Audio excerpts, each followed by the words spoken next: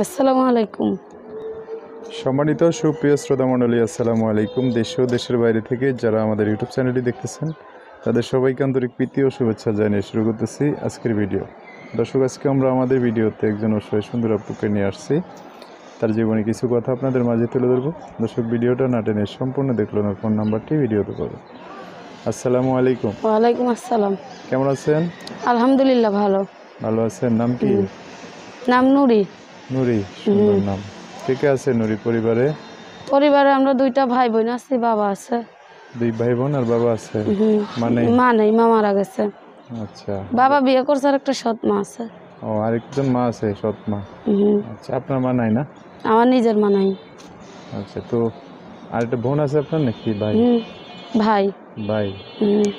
এখন মায়ের সাথে থাকে, সৎ মায়ের সাথে থাকে না আলাদা?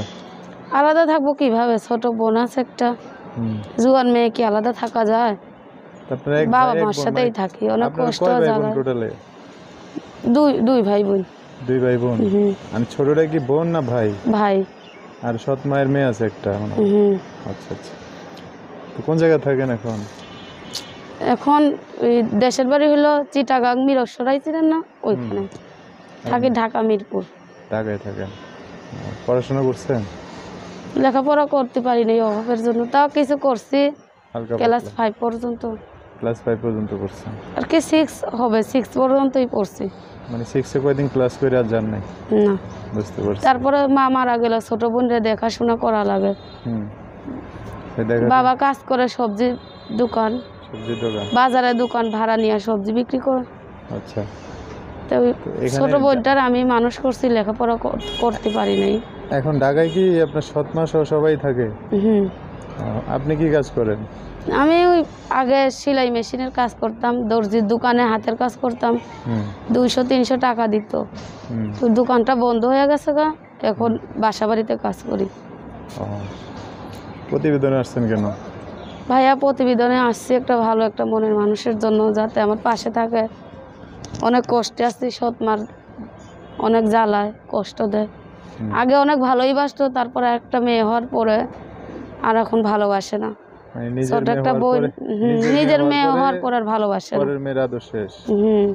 এরকমটাই হয়। ঠিক আছে, তো এখন সৎ মা তো জানেনই ভাইয়া, কখনো আপন হয় না। বুঝতে পারছি। কি করলে আপনার জন্য ভালো হবে? এখন আমার জন্য ভালো হবে, আমি একটা ভালো মনের মতন মানুষ চাই। অনেক কষ্টে পড়ে আসছি, এখন যদি আমার পাশে এসে দাঁড়ায় তাহলে সে যেমনই হোক আমি তারা মেনে নেবো। আলহামদুলিল্লাহ। মেনে নিয়ে তার সাথে সংসার করবেন। বয়স কত? বয়স 21 বছর। 21? আচ্ছা, তো এতদিন বিয়ে হয় নাই? এতদিন বিয়ে হয় নাই, বয়স 21 হয়ে গেল গা? না, বিয়ে শাদী হয় নাই। আচ্ছা, ঠিক আছে, তো নাম্বার বলে দিচ্ছি, আমার সাথে আপনি একটু বলেন। হ্যাঁ, আচ্ছা বলেন। দর্শক, নুরির নাম্বারটা বলে দিচ্ছি, উনি আমার সাথে বলবেন। নাম্বার হচ্ছে 0133